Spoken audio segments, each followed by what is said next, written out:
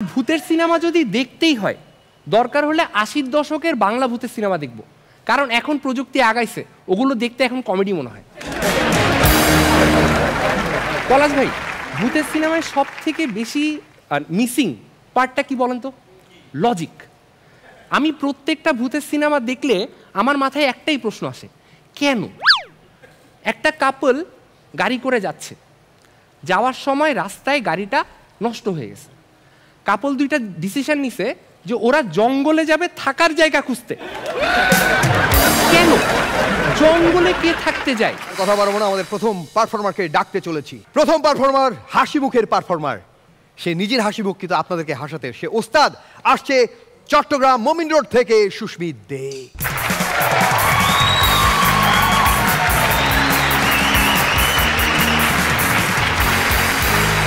কেমন আছেন সবাই? ভালো।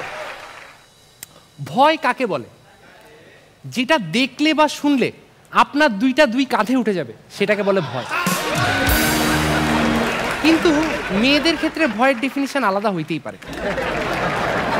আমার থেকে যখন বেশি ভয় লাগে আমি তখন নিজের ব্লাড গ্রুপ বলতে থাকি, B positive, B positive, B positive, B positive. কিছু ভয় আবার প্রকাশ করা যায় না। ছোটবেলায় আমি বই হারাই ফেলছিলাম, তা আমি ভয়ে ভয়ে আমার বাবাকে গিয়ে বললাম, বাবা আমি তো বই হারাই ফেলছি। বাবা তখন আমাকে বলে, তো কি হয়েছে, আর একটা কিনে দিব। কিছুক্ষণ পর মা আসছে, মা এসে বলে, তোমার ছেলে কি করছে জানো? ওই স্কুলে বই হারাই ফেলছে। বাবা আমার দিকে তাকাই বলছে, তুই বই হারাই ফেলছস? টাকা কি গাছে উঠে? কালকে থেকে বই ছাড়া স্কুলে যাবি। আরে পোল্টি। তো মায়ের থেকে বাঁচার জন্য আমি পুরো বাসা দৌড়াচ্ছিলাম, কোথায় লুকাবো কোথায় লুকাবো। শেষমেশ আমি খাটের নিচে লুকাই গেছি। খাটের নিচে ঢুকে দিকে পাশে বাবা অলরেডি লুকায় আছে। ওই দিন আমি বুঝতে পারছি আমি আর আমার বাবা আমার মাকে সেম লেভেলে ভয় পাই। কিছু মানুষ ভয় আবার একটু বেশি প্রকাশ করে ফেলে, যেমন আমার বন্ধু কালামানিক। কালামানিক কলেজে গিয়ে নকল করতে গিয়ে রেখা ম্যাডামের কাছে ধরা খাইছে। ম্যাডাম নকলটা হাতে নিয়ে বলছে যে তোর আমি গার্জিয়ান কল করাচ্ছি। কালামানিক তো ম্যাডামের পা ধরে ফেলছে, বলছে ম্যাডাম প্লিজ এবারের মতো মাফ করে দেন ম্যাডাম, আর হবে না ম্যাডাম, আপনি আমার বাবার মতো ম্যাডাম। আমিন ভাই, আমি যখন অফিসে থাকি, অফিসে যখন আমাকে কোনো কাজ দেয় আমি ওই কাজটা পুরা কমপ্লিট করি না। আমি ওই কাজটা একটু করে বাকি রেখে বাকিটুকু জমা দিই। আমার হাতে যতই সময় থাকুক আমি কাজটা পুরা শেষ করি না, কারণ কাজটা আমি পুরা শেষ করে যদি জমা দিই তাহলে তো আমার এক্সপেকটেশন বেড়ে যাবে, ওটারই ভয় আমার। আমাদের হাসর রাইসা যেদিন পেতনি সাচ্ছিল সেদিন আমার ওকে দেখে ভয় লাগে না, কিন্তু যেদিন পার্বতী সাচ্ছিল ওই দিন আমার সে ভয় লাগছে। তবে মেয়েরা মেকআপ করলে আমার থেকে দেখতে ভালোই লাগে, কিন্তু মেকআপ তোলার প্রসেসের সময় যদি কোনো কারণে ভুলে দেখে ফেলি ভয়ে আমার আত্মা বের হয়ে যায়। আমি একটা ভূতের সিনেমা দেখে বাসায় গার্লফ্রেন্ডের সাথে রুমে বসে আছি যাতে কারো থেকে ভয় না লাগে। গার্লফ্রেন্ড আমাকে বলছে যে তোমাদের কাজের ছেলেটা তো সেই ভালো চা বানাইতে পারে। আমি এটা শুনে দৌড়াই গেছি রান্নাঘরে, কারণ আমার হঠাৎ মাথায় আসছে আমাদের বাসায় তো কোনো কাজের ছেলে নেই। এরপর আমি দৌড়াই গেছি আমার রুমে, কারণ আমার মাথায় আসছে আমার তো গার্লফ্রেন্ডই নেই। তুষার ভাই, এক্স্যাক্টলি এই কারণে না আমি ভূতের সিনেমা দেখি না। একটা মানুষ ভূতের সিনেমা কেন দেখবে? আমার কিছু ফ্রেন্ড আমাকে জোর করে সিনেমা হলে নিয়ে যায় ভূতের সিনেমা দেখানোর জন্য। রনি ভাই আপনি বলেন, নিজের টাকা দিয়ে নিজের জিনিস কাঁধে তোলার মাহাত্ম কি?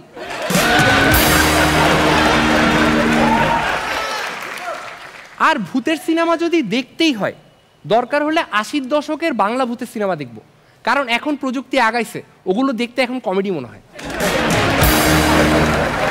পলাশ ভাই, ভূতের সিনেমায় সব থেকে বেশি মিসিং পার্টটা কি বলেন তো?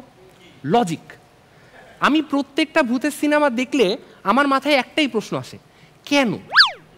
একটা কাপল গাড়ি করে যাচ্ছে, যাওয়ার সময় রাস্তায় গাড়িটা নষ্ট হয়ে গেছে।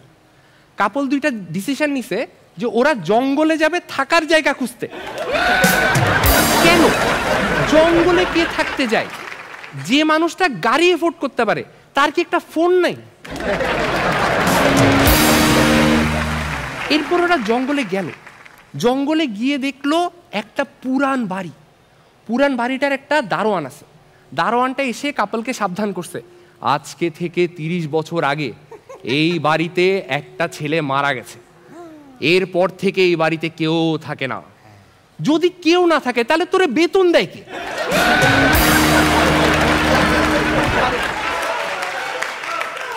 কাপলটা ডিসিশন নিয়ে নিছে যে ওরা ওই বাড়িতেই থাকবে। মাঝখান দিয়ে গোটা একটা গাড়ি যে রাস্তায় ফেলে আসছে ওটার কোনো খবর নাই তাদের।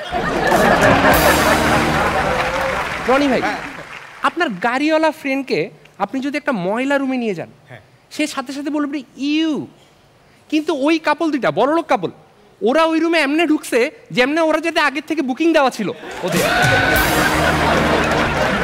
আর আমার মনে হয় যে আমাদের জাহাঙ্গীর ভাই বোধহয় ভূতের সিনেমা বানায়, কারণ ভূতের সিনেমায় বাজেট একটু কম থাকে। ওরা আর যাই করুক দরজায় তেল দিবে না, প্রত্যেকটা ভূতের সিনেমায় দরজায় ক্যাঁ করে খুলতে হবে।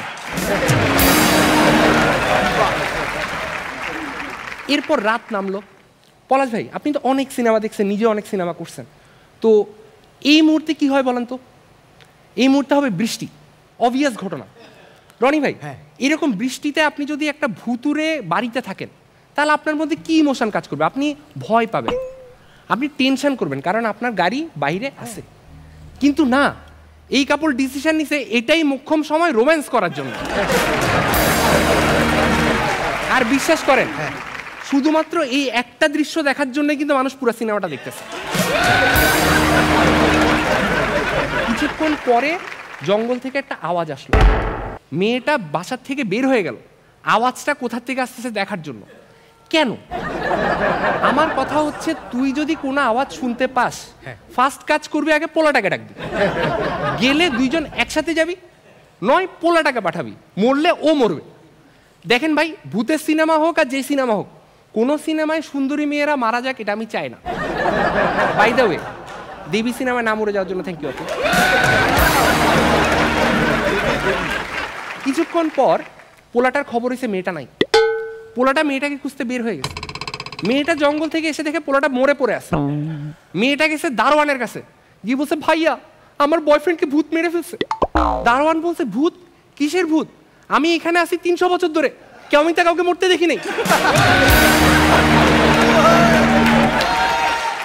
তুষার ভাই, আমার এই পুরা গল্পে কোনো লজিক পাইছেন? এক্স্যাক্টলি এই কারণে আমার ভূতের সিনেমা দেখতে ভালো লাগে না।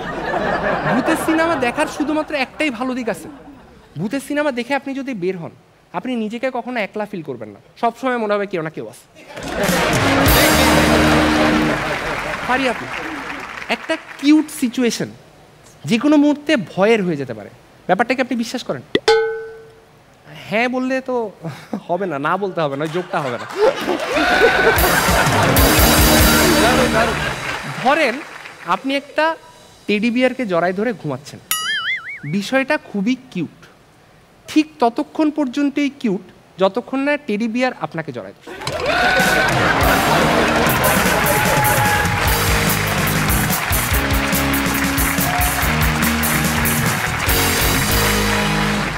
দুর্দান্ত। একদম সেমিফাইনালে মানে এমন একটা টপিক বেছে নিয়েছে, সেমিফাইনালে সবাই ভয় পাচ্ছে, বাট ও নিজে ভয়কেই টপিক হিসেবে বেছে নিয়েছে। দুর্দান্ত, থ্যাংক ইউ। এমন একটা কিছু চেয়েছিলাম, থ্যাংক ইউ। শুরুতেই আমাদের অতিথির কেমন লেগেছে সেটা জানতে চাই। আমার সুপার লাগছে, সুপার, পুরো ব্যাং অন একটা পারফরমেন্স হয়েছে, সুপার। এবং ভয় না, আনন্দে কান দুইটা গেছে, সুপার। এবং লাস্টে যেটা ভূতের যে আপনার যে গল্পটা বললেন, মানে আপনার ওয়ে অফ স্টোরি টেলিংটা আমার কাছে খুবই ভালো লাগছে। থ্যাংক ইউ সো মাচ ভাইয়া। ওকে ওকে, আমি একটু বলতে চাই, কোনো এক এরকম পুরাতন বাড়িতে মিউজিক, আমি আর আমার ক্লোজ একজনকে নিয়ে আমরা সেই রুমে একটা কঙ্কাল মতো কিছু একটা দেখে সে ভয়ে বলছে, রনি খুব ভয় পাচ্ছি আমি বললাম শক্ত করে জড়িয়ে ধরো। সে বলল, কেন, নিজে থেকে শক্ত হয় না?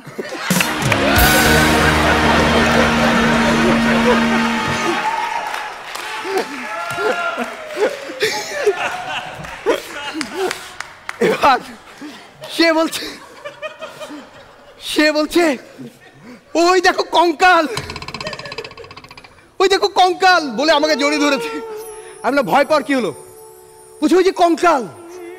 সে আমাকে জড়িয়ে ধরে বলছে এই তো সাহস পাচ্ছি, ভাল লাগছে আমার।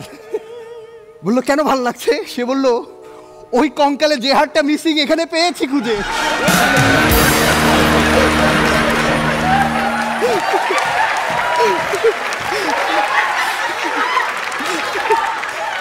ওকে,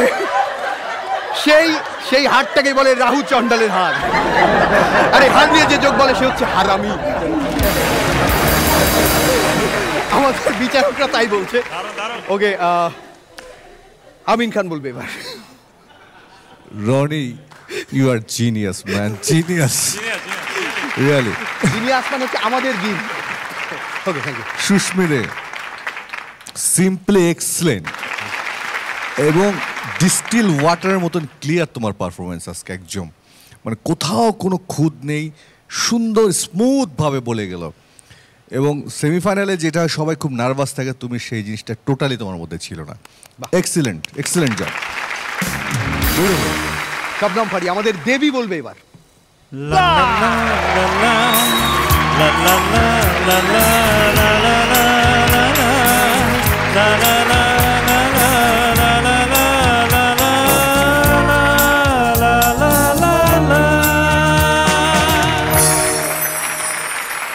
সুস্মিত খুব ভালো ছিল। আজকে যেটা হয়েছে, আজকে না মানে আগের পর্ব থেকে যখন সেমিফাইনাল শুরু হয়েছে তখন থেকে আমাদের খুব ভালো ভালো পারফর্মাররাও যখন স্টেজে এসছে ওরা ভীষণ নার্ভাস ছিল। মানে আমরা যাদের মানে পারফরমেন্সের জন্য ওয়েট করি তারাও নার্ভাস ছিল, বোঝা যায়। ফার্স্ট অফ অল তোমার কোনো নার্ভাসনেস ছিল না। Second, this is one of your best performance on this stage. Wonderful, wonderful. Susmit, আমার যতটুকু মনে পড়ে যতগুলো এপিসোডে আসে ও প্রথম পারফরমেন্সটা ওই করে এবং শুরুটা অনেক ভালো করে দেয়। আর ওকে আজকে আমার কীরকম মানে অনেক দিন ধরে বলছিলাম ভাবছিলাম, বলা হয়নি। ও মনে হয় কি গবেষণা করে এগুলো তৈরি করে তারপর স্টেজের মধ্যে পারফরমেন্স দেয়। খুব ভালো ছিল সুস্মিত, ও খুব ভালো ছিল। সুস্মিত দে ফাইনালে যাওয়ার জন্য প্রস্তুতি যেমন দরকার, আজকে শুরুটা দুর্দান্ত হয়েছে। অনেক অনেক